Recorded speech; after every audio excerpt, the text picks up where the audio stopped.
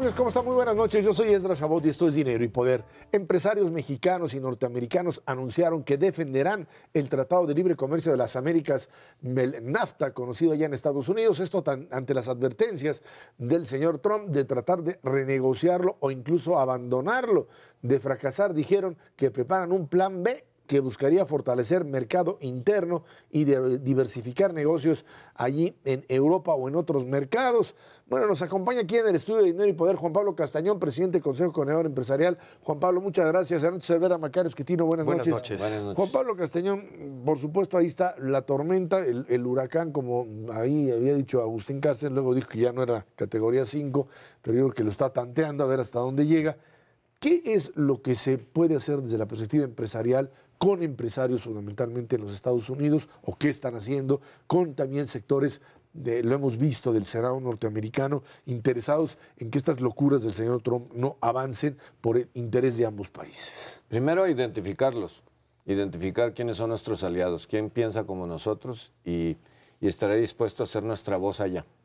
Y segundo, platicar con ellos y acercarnos con ellos. Y en ese punto estamos, hemos conformado un grupo de empresarios representativos de todas las industrias que tienen comercio con Estados Unidos, que tienen importaciones de Estados Unidos o exportaciones hacia allá, o que tienen plantas en ambos lados de la frontera.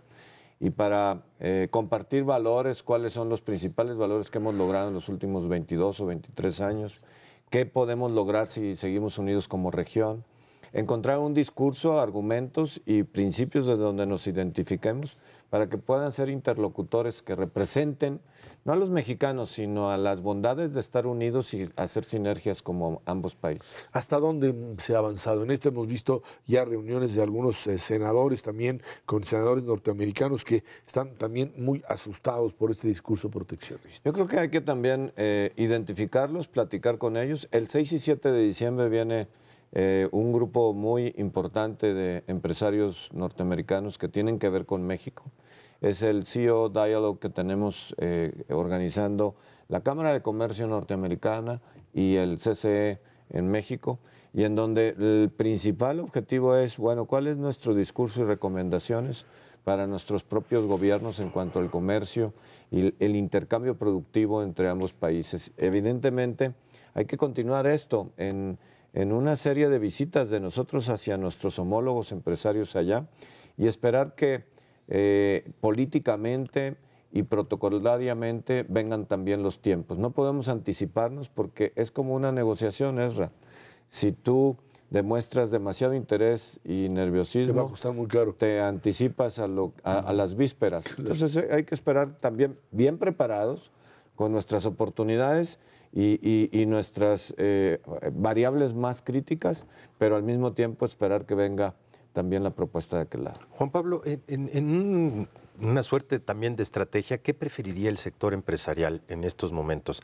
¿Meterse en una renegociación que puede ser costosa, dificultosa, engorrosa y que duraría muchísimos años? ¿O que de plano diga no? Vamos a repudiar el Tratado de Libre Comercio y a ver hasta dónde llega esto, con base precisamente en las reglas que ya existen en la OMC. Sí, Ernesto. En primer término, nosotros no queremos renegociar ni abrir el tratado. Correcto. Si hay algunos acuerdos paralelos que sean significativos, digo, cercanos, quiero decir, a lo que ya negociamos para el TPP y que sirvan para la modernización del tratado, nos parece adecuado porque vamos en el camino en el que ya lo venimos negociando.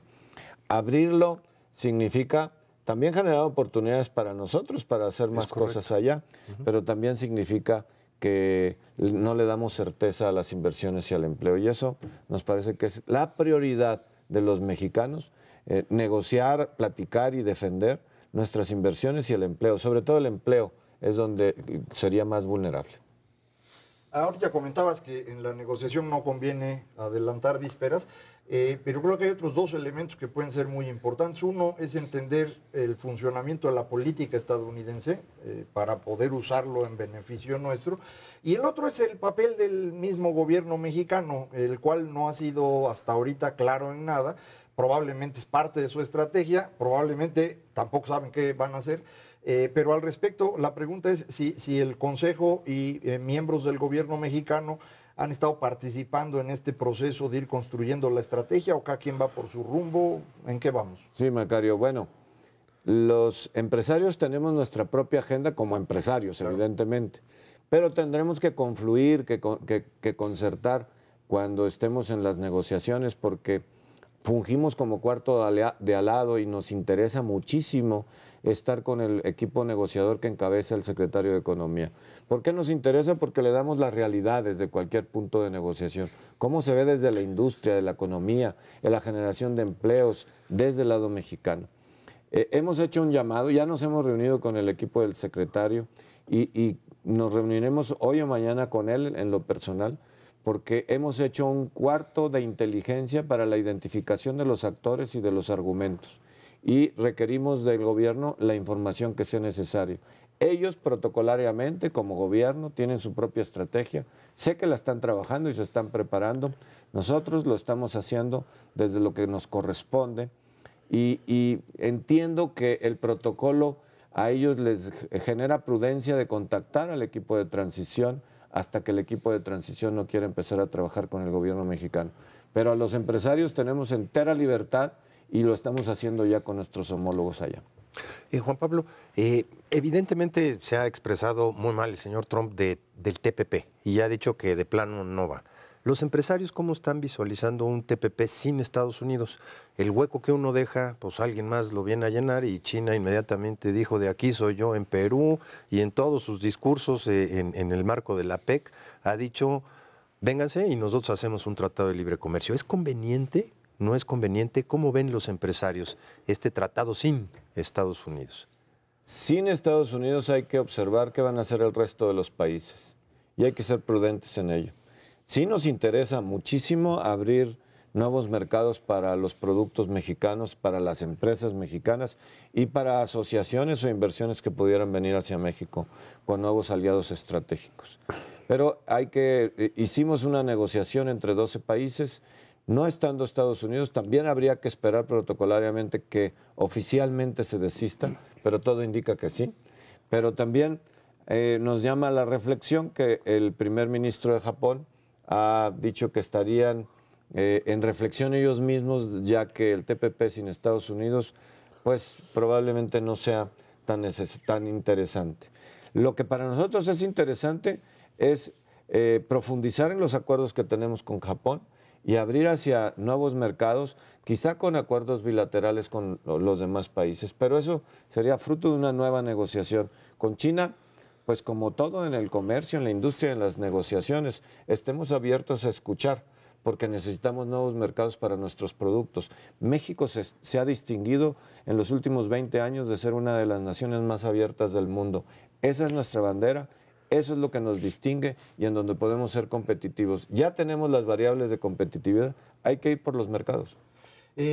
Una cosa importantísima para poder negociar con Estados Unidos o con quien sea es la solidez interna y ahí tenemos algunas presiones, finanzas públicas que están con sus dificultades, una inflación creciente y en ese contexto llama la atención el presidente de Coparmex que se le ocurrió que pues es el momento ideal para hacer un aumento brusco del salario mínimo. Yo creo que el salario mínimo es una mala idea y hay que corregirlo muy profundamente, pero en este momento ¿será buena idea o no será un dato adicional que no nos ayuda mucho? Es un dato adicional, sí debemos de tender hacia allá. Evidentemente, como tú dices, el salario mínimo es solo una referencia y tiene su efecto faro en la economía informal. Y tenemos que ser responsables en política pública para que la economía informal se formalice y también les pague mejor a sus propios trabajadores y les llegue a dar las prestaciones sociales que se merecen. Pero eso también tenemos que ser muy responsables. La mejor fórmula para defender el empleo es cuidar nuestra inflación, porque cualquier empresario que se le aumentan sus costos va a tener o los repercute en precios y genera inflación o los compensa de alguna forma y una de ellas es cortando gente y eso es lo menos que podemos aspirar. En eso tenemos que ser muy responsables. Sí debemos de ir mejorando el salario mínimo, incluso tenemos que ir mejorando a través de productividad como lo hemos hecho con las prestaciones y los ingresos de los trabajadores de la economía formal, pero lo tenemos que hacer con mucha responsabilidad y con tiempos. Grandes brincos nos generarán una incertidumbre por un lado, inflación por el otro, que terminará perjudicando a los trabajadores. En materia de finanzas públicas, Juan Pablo, la cosa se ve bastante complicada. La verdad es que los ingresos del sector público han venido cayendo consistentemente y seguirán cayendo los próximos 2 años. Ya el gobierno federal ha dicho pues, que ya no va a meter ningún tipo de cambio fiscal en los próximos 2 años. Pero irremediablemente vamos hacia una nueva reforma fiscal en el 2018 porque no podemos tener un gobierno pobre permanentemente con todas las carencias que hay en este país. ¿Están trabajando en alguna propuesta para que no vengan cosas verdaderamente irracionales? Sí, Ernesto, es muy interesante y aprecio mucho esa pregunta y tu inquietud. Recientemente recibimos en Comisión Ejecutiva del CCE a nuestro secretario de Hacienda y en el diálogo lo planteamos que tenemos que trabajar en un escenario fiscal óptimo para México, aunque lo estemos planeando para el 2020, 2019, 2020. Lo tenemos que hacer desde hoy porque hoy en el mediano plazo nos identifica y no vemos las coyunturas que nos pueden separar. Pero tenemos que ver el mejor escenario para fortalecer el ingreso, para que este ingreso sea más incluyente y seguro. Evidentemente hemos mejorado, pero es necesario fortalecerlo. Pero por el otro lado, discutir el gasto y un gasto eficiente. De tal forma de que tengamos una reforma que nos permita ambos casos y que esto nos permita también cuidar nuestras variables macroeconómicas como la deuda y el propio gasto público, como lo decía. Hemos acordado generar esta mesa de trabajo para el entorno fiscal ideal de los próximos 3 o 4 años. Y en eso tendremos que llamar académicos, expertos, tendremos que estar los empresarios y el gobierno, los partidos políticos incluso, porque debemos acordar un entorno fiscal óptimo a donde vayamos a migrar, pero que no nos gane la circunstancia y la coyuntura, porque siempre estamos discutiendo esto en el segundo semestre de cada año, cuando debemos de tener una visión de futuro y muy responsable con el México del siglo XXI. Más bien en noviembre, diciembre, ojalá para segundo semestre. Tanto para ello. El tema, por supuesto, que también sigue dando vueltas ahí es el tema de la seguridad o la inseguridad. ¿Hasta dónde esta posibilidad también de caminar hacia esquemas de mayor control dentro de muchos estados de la República? Hay un problema muy, muy serio, estados como Guerrero, como Oaxaca, como Chiapas, como Veracruz. ¿Cuál la demanda del sector empresarial en ese sentido se mantiene? ¿Qué es lo que han hecho en los últimos meses? Orden, ¿verdad? Orden y transparencia. La contabilidad gubernamental es imprescindible para ello. Por más esfuerzos que podamos hacer en el entorno de regulación, de transparencia, de rendición de cuentas en lo federal, sí en lo local, sí en los estados, no hay el reflejo de lo mismo. Seguiremos teniendo esta sensación de desorden en el uso de los recursos públicos, de abuso y de indignación de las personas. Nuestro objetivo en este momento es echar a andar el Sistema Nacional Anticorrupción. Echarlo a andar paralelamente en echar a andar las mejores prácticas en las cadenas de valor, es decir, grandes empresas que capaciten, les den oportunidades y exijan a las medianas y a las pequeñas que son sus proveedores que tengan las mejores prácticas en cuanto al cumplimiento, a la honestidad, al ejercicio. Y por el otro lado, que nuestro gobierno ya tenga un sistema, un fiscal especializado en anticorrupción, vayan nombrándose los ciudadanos y se vayan nombrando los jueces para poder completar el sistema.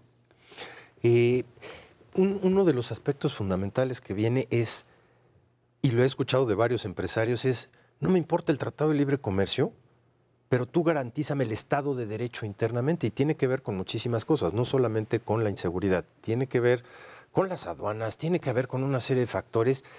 Y para ser competitivos no piden protección, no piden subsidios, piden simplemente que se cumpla el Estado de Derecho y la ley en este país.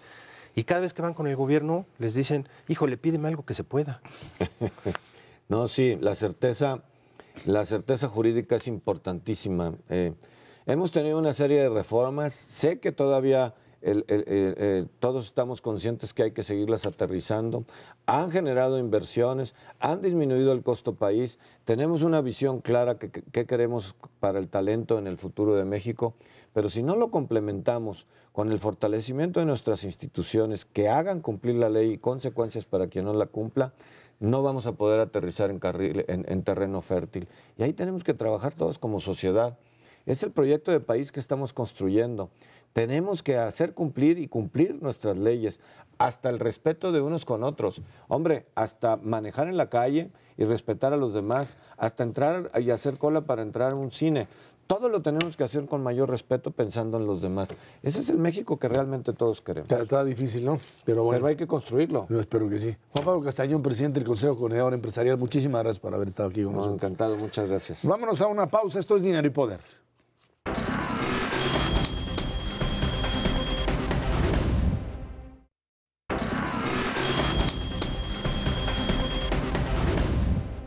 Los gobernadores de Michoacán, Morelos, Tabasco y Quintana Roo se reunieron para exigir un piso parejo en la elección de candidato presidencial del PRD y pidieron la salida de Alejandra Barrales de la dirigencia nacional.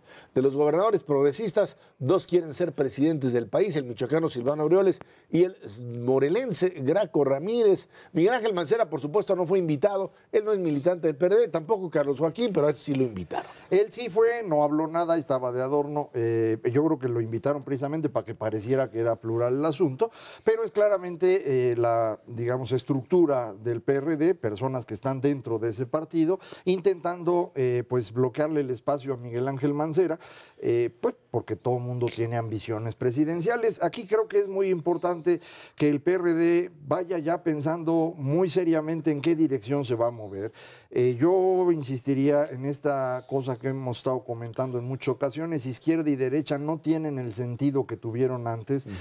Uno no puede decir yo soy de izquierda y por lo tanto conseguir votos. Tiene uno que decir cosas muy concretas que le parezcan interesantes al público.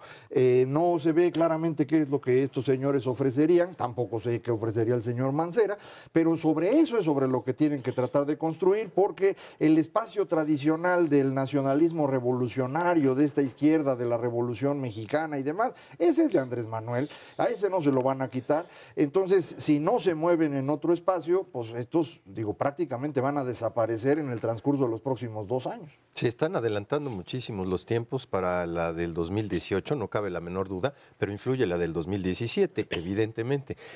Yo creo que tienen que tomar una decisión en el discurso para el 2018, pero tienen que tomar ya una decisión de qué van a hacer en términos de los aliancistas o no aliancistas al interior del PRD respecto a 2017. Es evidente que esta reunión, pues sí, tenía la intención de bloquear a Miguel Ángel Mancera. Mancera se refirió muy despectivamente hacia el PRD, diciéndole pues que son un instrumento para llegar al poder, pero no un partido, evidentemente, y que por eso no se va a afiliar.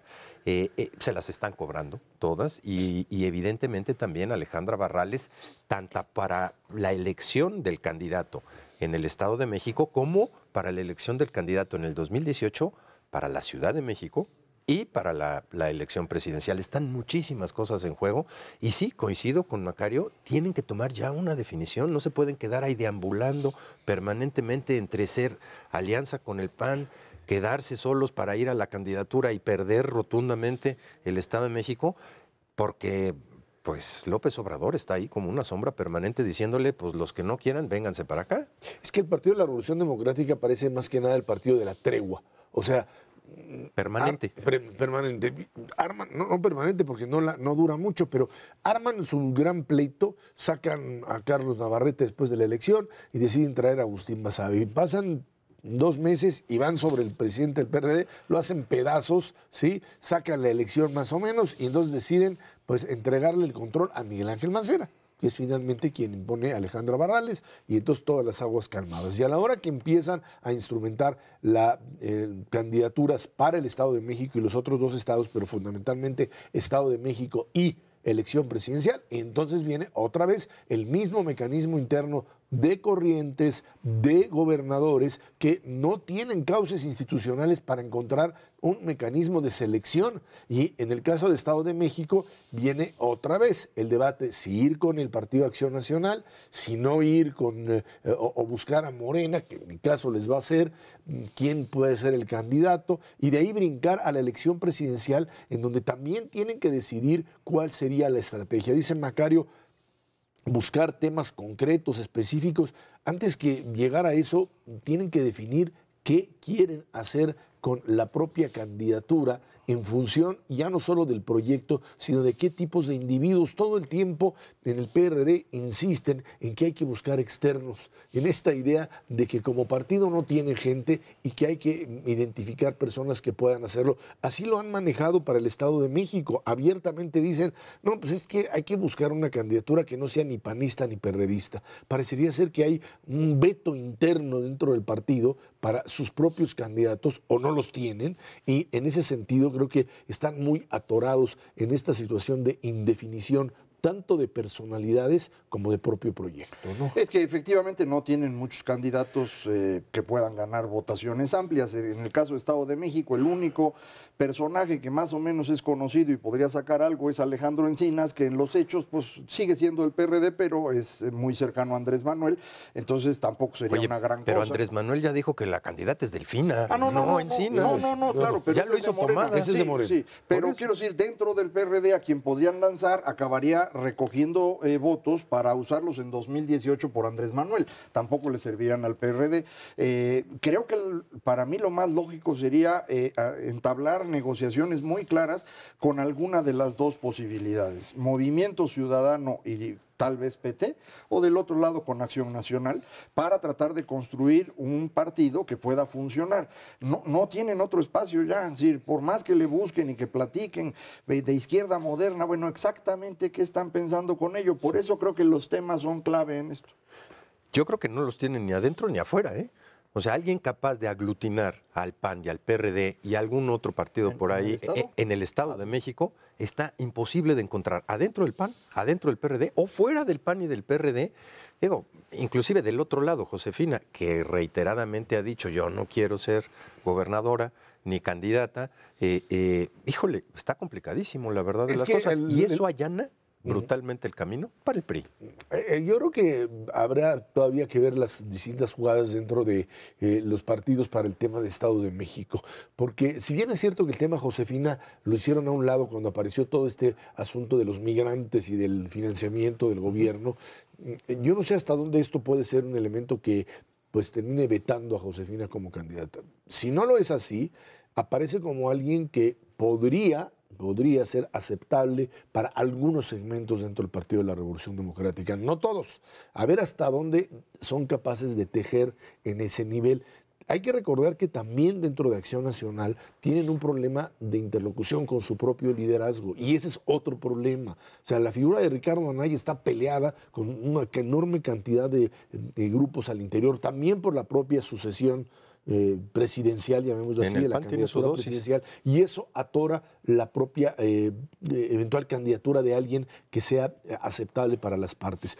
Aunado a esto hay que reconocer, pues está el tema del interés que tiene el PRI y sus aliados de que no haya una alianza, porque esta alianza PAN-PRD sí es notablemente competitiva frente a la que el PRI tiene ya armada, que sería con el Verde, con Nueva Alianza, con Encuentro Social, con quien se les pegue ahí, que podría de alguna forma, con además el aparato político que tienen ahí y económico, y la decisión presidencial, porque ahí tenemos al presidente de la República haciendo campaña todos los días, porque es fundamental, algo que pues en cualquier democracia es aceptable. Aquí hay que...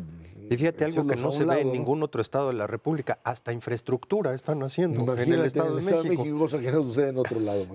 Ahí hubo una encuesta que se publicó, creo que esta semana, en donde está muy claro que si Josefina Vázquez Mota fuese candidata, podría ganar con tranquilidad la elección, incluso yendo el PAN solo. Entonces, esa es una posibilidad que es interesante. Efectivamente, el PRI le está metiendo todo, el gobierno mismo. El secretario de Desarrollo Social ayer tuvo una reunión en donde hizo evidente que lo único que sabe hacer es comprar voluntades usando el dinero público. No tiene la más remota idea de a qué se dedica su oficina ni cómo se trata a los diputados y diputadas. Fue incluso extremadamente grosero el señor. Entonces, digo, el problema que tiene el PRI es mayúsculo, no es únicamente que tiene que ganar Estado de México obligadamente, sino que aún así está en condiciones muy serias. En los datos ya de los posibles candidatos e incluso de los partidos, está siendo ya rebasado por Morena en muchas encuestas. Entonces, ya es un problema serio para ellos y pues a mí me preocupa que empiecen a perder la razón, ¿no?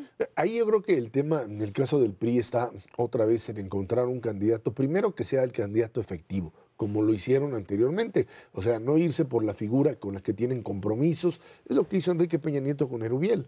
Sabía que era el candidato que podía ganar y se fueron sobre él. Más allá de acuerdos, liderazgos, de que aunque no sea del equipo, prometía a Erubiel y no le prometía a Erubiel, etcétera, o a Del Mazo, ¿quién es el candidato? A partir de eso, por supuesto, armar una coalición que sea lo suficientemente poderosa y segundo, por supuesto, para ellos tratar de evitar la otra, la de PAN-PRD, que se vuelve notablemente competitiva. Hay que recordar que en otras ocasiones el PAN estuvo a punto de ganar la elección, la perdieron o por malos candidatos, por pésimos, fundamentalmente, o simple y sencillamente porque el aparato priista pues tuvo mucho más lana que ellos para poder funcionar, ¿no? Sí, además la conformación del Estado de México, en donde tienes regiones muy claramente definidas en términos de vocación, ahora sí voy a utilizar o de izquierda, o de derecha. Aquí es de oeste o de este. De este o de oeste. Si tú le sumas la presencia que tiene el PRD en la parte este del Estado de México, sin duda alguna puedes conformar una alianza que evidentemente, concentrado alrededor de la Ciudad de México, y suena bastante feo para los mexiquenses en ese contexto, pero de alguna manera pueda hacer frente al resto, en donde el PRI claramente tiene una ventaja, de Toluca para todo el resto, la parte rural del Estado de México, pero pues coincido, Ezra, la verdad es que conseguir también al interior del PRI un candidato que pueda hacer frente en esos dos grandes grupos poblacionales del Estado de México, el este del Distrito Federal y todo lo que constituyen Naucalpan, Ecatepec, etcétera, es verdaderamente impresionante. Y hay un problema adicional que a mí me parece interesante. ¿Tiene el presidente de la República la capacidad de conducir a su partido a decidir el candidato o ya no la tiene? Porque tradicionalmente suponíamos que el presidente del PRI la tenía. Yo tengo dudas serias porque el señor Erubiel también está interesado en la candidatura presidencial y al interior del PRI la gente pues, está ya nerviosa con su presidente. Yo me imagino, pero en el Estado de México creo que no habría mayor problema. El presidente es del Estado de México, tiene ascendencia y bueno, ahí es donde pues las cartas estarían mucho más seguras, por lo menos para el revolucionario institucional. El tema es la competencia ahí frente a Acción Nacional y a una eventual alianza. Vámonos a una pausa, de regreso platicamos con usted sobre la economía mexicana. Sigue creciendo, el consumo también, pero ahí están los claroscuros también presentes. Esto es Dinero y Poder.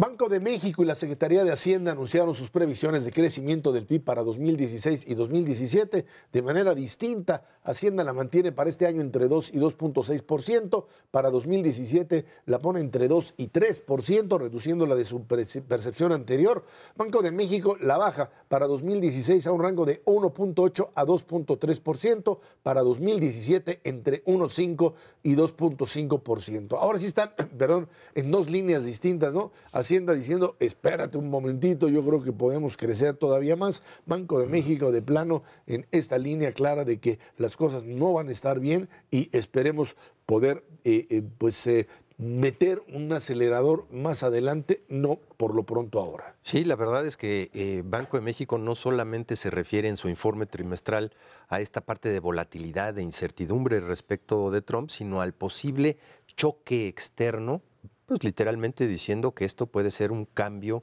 de estructura económica en nuestro país. Sin duda alguna, las declaraciones después del informe trimestral en entrevista del gobernador del Banco Central, lo que dicen es, vamos a estar pendientes de lo que pueda hacer Trump, pero ya vemos venir un cambio realmente muy fuerte en términos del choque que va a representar para México esta parte de las exportaciones. Yo creo que hace bien el Banco de México en decir, tenemos una percepción un poquito menos optimista dado lo que está pasando que la propia Hacienda y adelantarse a los hechos. Y esto les da justificación para pues, lo que viene hacia adelante, que son aumentos importantes de la tasa de interés, tanto en diciembre con respecto a la Reserva Federal, como lo que se pueda dar hacia adelante. Hoy mismo salían las cifras de inflación y sin duda alguna es preocupante, una inflación de 0.77% en la primera quincena de noviembre sí es bastante preocupante para el Banco de México, ya te ponen una tesitura de inflación anual de 3.2 y esta parte de mantener el tipo de cambio pues por arriba de los 20 pesos por dólar, ya empieza a tener una penetración importante en términos de todo lo que es producto importante y su reflejo en términos de lo que serían precios al consumidor. El Banco de México se está curando en salud en ese contexto porque sabe implícitamente que un aumento de tasa de interés para contener la demanda agregada le va a pegar al crecimiento durante 2017. Y de una vez dice, pues este es mi escenario para el próximo año, cosa que Hacienda no. Hacienda dice, pues confiamos no sé en quién, no sé en quién, no, bueno, ciertamente pues en el consumo, en nuestro señor patrono consumo privado, que hasta el momento se ha comportado bastante bien, pero pues bueno. Y que muy probablemente en este cuarto trimestre siga También, siendo creciente. Octubre, ya nos había comentado Ernesto hace algunos jueves, acerca de cómo los datos para octubre de ventas a los consumidores han estado creciendo de manera muy significativa y el Buen Fin resultó pues maravilloso comparado con lo que se esperaba, incluso después de que ganó Trump y subieron la tasa de interés, la raza fue a comprar. Probablemente para defenderse de lo que va a pasar con el dólar a futuro. Está bien, pero compraron. Entonces, cuando menos este trimestre en materia de consumo estará bien, en materia industrial sigue mal. Y sobre todo, a mí lo que me preocupa es la inversión. Ya los datos de inversión extranjera del tercer trimestre no fueron buenos. Fueron pésimos. Sí, fueron malos. Y este cuarto trimestre yo creo que va a ser peor, porque me imagino que muchos inversionistas extranjeros, mientras ven qué pasa, detienen su inversión, a lo mejor la aplican dentro de 6 u 8 meses, a lo mejor ya nunca, y entonces hay una pérdida de crecimiento significativa. El crecimiento de la economía mexicana hasta septiembre es de 2.3% en tasa anual. Esto significaría que pues para terminar el año estaremos alrededor de eso, no muy arriba, más probablemente hacia abajo, y en ese sentido el Banco de México estaría más cerca de estar en el lugar correcto. Y para el próximo año yo también creo que los datos que presenta el Banco de México son más creíbles, entre 1.5 y 2.5, pero yo me inclinaría a pensar que más cerca del 1.5%. Y yo insistiría, a pesar de todo, no es una catástrofe. Y eso es algo que es muy importante. Yo percibo el ánimo de muchas personas mucho peor que lo que los datos indican. O sea, está bien que uno esté angustiado porque el loco lo eligieron allá y a lo mejor el loco lo elegimos acá después, pero mientras eso pasa, todo el mundo debería estar más tranquilo. Hasta este momento los datos indican una desaceleración de la economía, una situación complicada en inversión extranjera, pero no hay una crisis enfrente. No estamos en 95, no estamos en 2009, todo muy tranquilo. Nada más como referencia, crisis la de Brasil, que llevan 2 años consecutivos decreciendo entre 4 y 4,5%, y este año pinta horroroso también. Ahí sí tienen una crisis. Sí, el 2017. Sin duda alguna estamos relativamente mejor que América Latina en su conjunto, pero yo sí me preocuparía en términos de estas amenazas internacionales, ya no solamente directas contra México en términos del discurso de Trump, sino lo que se está viendo en el ambiente internacional en materia proteccionista. Hay muchas tendencias que van hacia el aislacionismo, especialmente en Estados Unidos, y yo no sé hasta dónde esta parte le va a pegar al crecimiento mundial. Y a final de cuentas, pues nos podemos hacer mucho más eficientes y mucho más productivos y penetrar muchísimos mercados, pero no hay que olvidar que Estados Unidos sigue representando 33% del consumo mundial y es en donde está realmente el poder adquisitivo. Pero yo creo que la parte optimista de esto, y habría que verla, es cuando haya que enfrentar a la realidad de que el tema de la competencia a nivel internacional ya no es por países, sino por bloques. Esto entendemos que en el discurso de Trump y en el lenguaje y proyecto primitivo de un hombre con una enorme incapacidad de comprender las cosas, pues ahí está y suena verdaderamente hasta perverso, pero hay realidades difíciles de echar para atrás.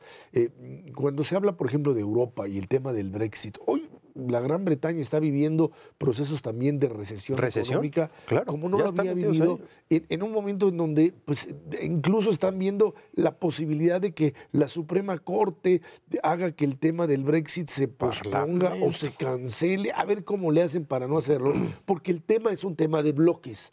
América del Norte, México, Estados Unidos, Canadá, es un bloque y jugar o pretender apostar a que podemos regresar a modelos de países aislados compitiendo uno contra otro suena no solamente absurdo o contrario al interés, sino prácticamente imposible de realizar porque las cadenas productivas, o sea, el mecanismo de producción ya está integrado y echarlo para atrás es suicida para cualquiera, aunque bueno, esta idea de un suicidio colectivo siempre es posible. No, sí, nunca es bueno menospreciar la estupidez, es infinita, entonces puede ocurrir algo verdaderamente serio, pero si entráramos en un proceso más o menos lógico, lo que convendría es efectivamente fortalecer el Tratado de Libre Comercio, que puede fortalecerse en la dirección que el mismo Trump ha dicho. Él ha insistido que quiere generar empleos, para lo cual podría, por ejemplo, pedir un mayor contenido de origen en la industria automotriz,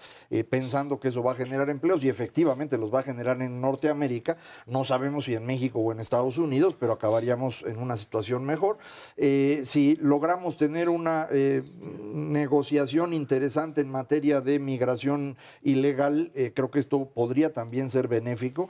En ese sentido, el muro puede resultar hasta buena idea. Porque, ya está el muro, hombre. Sí, primero ya existe una parte, pero segundo, si tú tienes una garantía de que no habrá más migración ilegal, entonces una amnistía a los que ya están allá es mucho más probable, se vende más entre el público. En consecuencia, pues algunas cosas que parecen muy amenazantes, renegociar NAFTA, pueden resultar benéficas. O el asunto del muro puede resultar benéfico bajo ciertas circunstancias. Y la clave es cómo le hago para que esas circunstancias ocurran. Y ahí es en donde creo que deberíamos estar trabajando, probablemente lo está haciendo el gobierno y no lo sabemos, ir construyendo una alianza de grandes empresas que impidan esto, pero bueno, no lo sé. A ver, el adversario, por no llamarlo enemigo, no es México, es China. Es correcto. China en el sentido para Estados Unidos, sí, de aquel que está vendiéndole bajo del precio, aquel que quiere quitarle el mercado, aquel que ha sido desleal en la competencia y que tiene que identificarlo en esos niveles y no meter en el mismo, en la misma bolsa a todo mundo junto con China. Ese es uno de los elementos. El otro es cuando se dice, es que México, ahí es...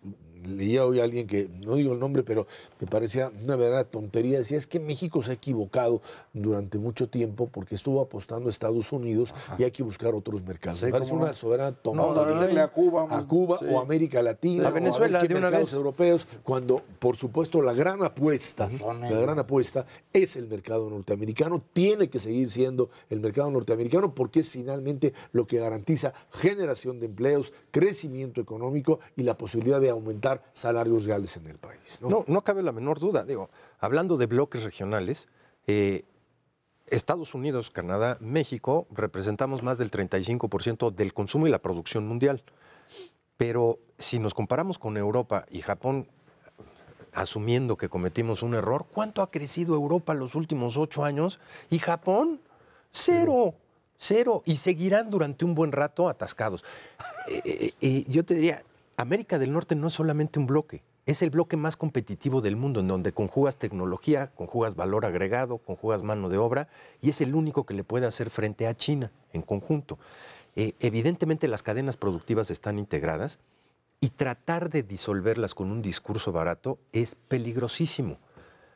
Déjame decirte a qué punto. Órale, tienes la decisión de poner una fábrica de $100 millones o en San Luis Potosí o en Boise, Idaho, en donde Trump ganó por más de 10 puntos porcentuales. ¿Sabes cuál es la edad promedio de Boise, Idaho? 54 años. No hay gente para trabajar en las fábricas que esté dispuesta a trabajar. Bueno, a menos que importes a mexicanos para llevarlos allá a trabajar. Y bueno, que te cuesten más caros. Bueno, por supuesto. Los americanos te cuestan $16 la hora. Ajá. Contra $3 o $4 bien pagados aquí en la manufactura mexicana. Es imposible romper esas cadenas. Lo mismo que es imposible que fabrique la Mac sus iPhones en Estados Unidos. No se puede. Ahí los diseñan. Ahí se llevan la mayor parte de las regalías. Se producen en diferentes partes del mundo. En China, en México, en Europa. Y luego se distribuyen de Estados Unidos para el mundo. Un elemento muy rápido que no debemos perder de vista. Nosotros nos preocupamos porque el dólar ahora está a más de 20 pesos. Esa es una preocupación más seria para Estados Unidos, claro. porque no solamente se están revaluando contra México, sino contra todos. China, que sí administra su moneda, ha estado devaluándose más de 10% en el transcurso de este año, precisamente para hacer prevenir. Inútil cualquier intento de subir aranceles. Entonces, es otra la lógica. Yo creo que alguien le estará explicando al señor Trump eso próximamente. Imagínate nada más al presidente del país más poderoso del planeta. No todo el mundo tiene que saber. Vámonos a una pausa, regresamos con el tema de la inseguridad en el país, el tema de Guerrero, aquí en Dinero y Poder.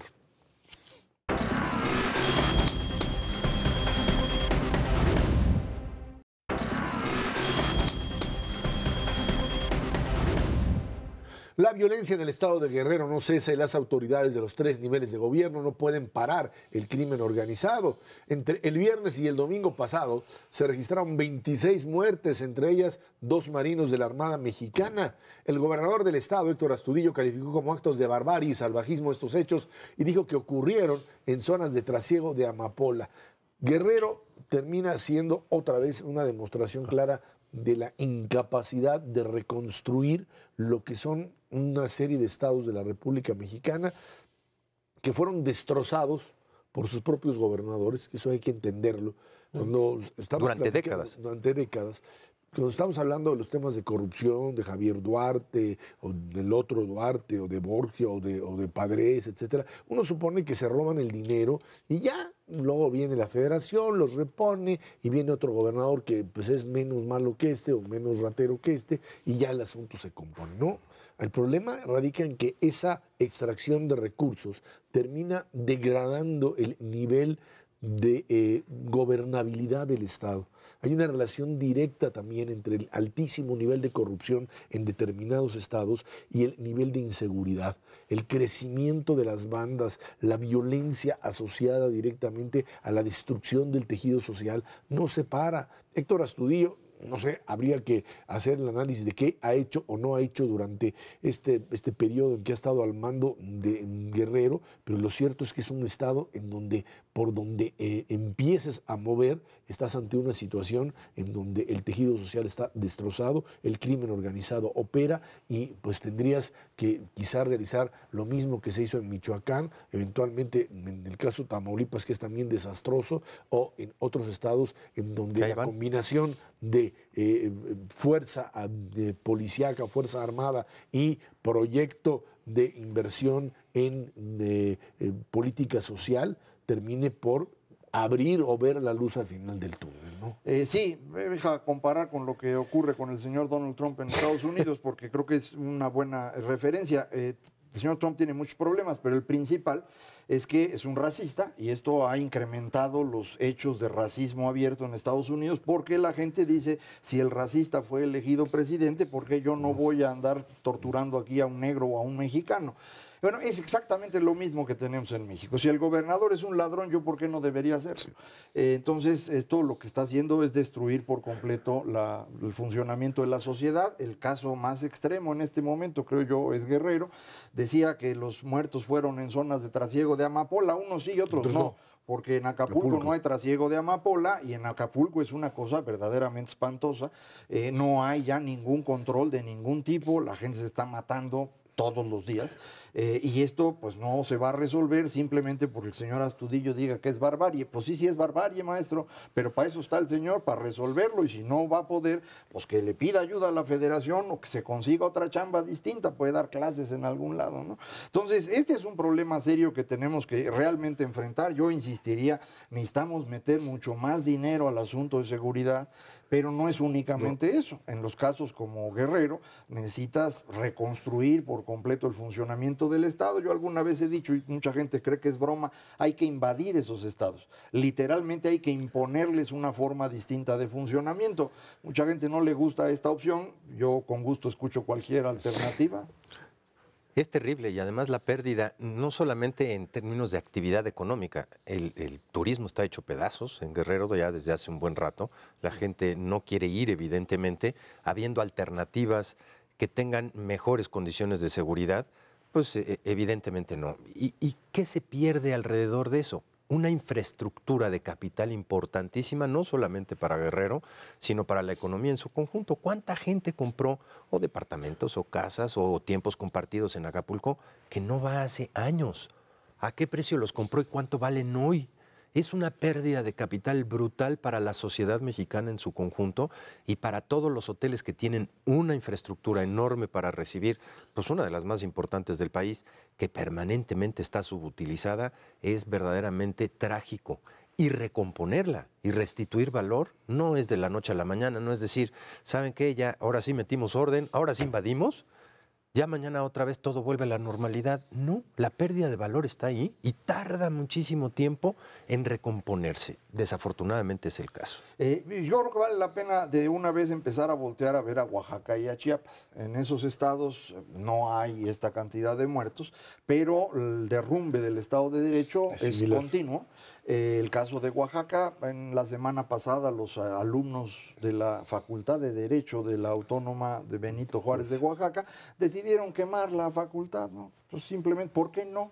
Si los señores de las normales lo hacen, yo ¿por qué no voy a quemar mis instalaciones? En Chiapas ayer se estaban agarrando a pedradas los maestros. De la CENTE contra la Entonces, pues digo, así está bien complicado. Entonces, si no tenemos una manera adecuada de convivir en esos estados, eventualmente esto empieza a convertirse en muertos. En el caso de Guerrero esto ha sido más acelerado precisamente por el tema del trasiego de amapola y de la siembra de amapola, pero en Oaxaca y en Chiapas no estamos muy lejos de un deterioro similar al de Acapulco si no se toman medidas adecuadas desde ahora. Entonces sí conviene ya tomar en serio esto. Todo el mundo está preocupadísimo porque Trump es un problema. Hombre, si tú tuvieras a Guerrero, Oaxaca y Chiapas en buenas condiciones, el señor Trump no podría decir en Estados Unidos que México es un país de asesinos y ser creíble. Si es creíble es porque las noticias que salen allá es precisamente de estas cosas. Ya me enojé. Sí, estás bastante enojado, no te preocupes, pero todo mundo tenemos nuestra dosis de enojo. El problema es, y el enojo de mi parte, es ¿por qué si ya encontraste un caminito y lo hiciste relativamente bien en Michoacán, no lo aplicas rápidamente? Estamos como porque pasmados. Cuesta mucho dinero. Yo lo sé que cuesta mucho dinero, pero cuesta mucho más cuesta no votos, hacerlo. Cuesta votos, cuesta trabajo político. ¿Qué hace? A ver, tienes un gobernador... Es increíble estar pasmados. Tienes un gobernador que acabó de entrar con un gobernador priista que supuestamente pues sustituía a la vieja estructura perredista que era parte del problema y del contubernio. Y de repente resulta que ya no es suficiente. No solo no es suficiente, no sé si tiene los recursos a su alcance, pero lo que también es cierto es que tienes una problemática de muchísimos años, que quizá en Michoacán no era tan, digamos, tan acendrada, tan interiorizada. Y aquí sí, o sea, tienes un problema de grupos subversivos, grupos armados vinculados a crimen organizado, a narcotráfico.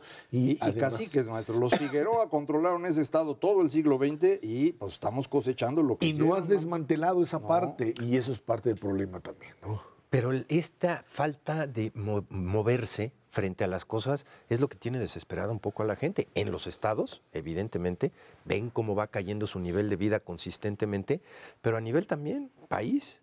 O sea, ¿por qué? La pregunta es muy válida.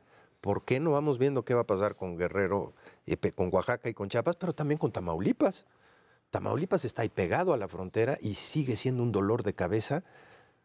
Sí, tal vez con la misma problemática en términos de caciques, no cabe la menor duda, en términos de control político durante muchísimas décadas y de bandas criminales, ahí sí, las más desastrosas del país y las más violentas del país.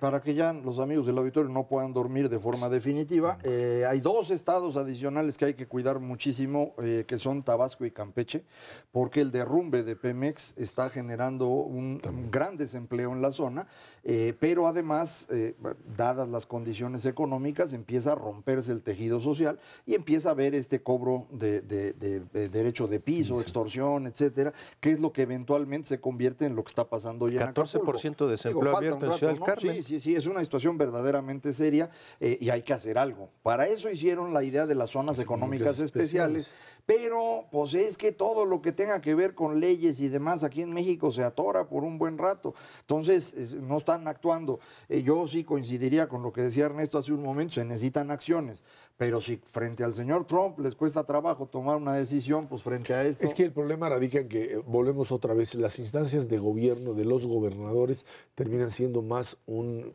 dique, un estorbo, que un elemento de apoyo, ¿no? Acciones federales terminan estrellándose una y otra vez frente a intereses y si lo multiplicas de por los presidentes municipales. Incluso cuando se tratan del mismo partido. Ya no te digas si es un partido opositor. Aquí, en el caso de Guerrero, no tendría que haber ese tipo de obstáculos y sin embargo estamos metidos en ese. Vamos a ver en Oaxaca, porque ganó el señor Murat, pero entonces el señor Ulises está enojado y seguramente esto va a complicar es otro problema de clasicazgos, Entonces, ¿no? yo insisto, hay que invadir. Invadir significa apliquen el 29 constitucional, para eso está.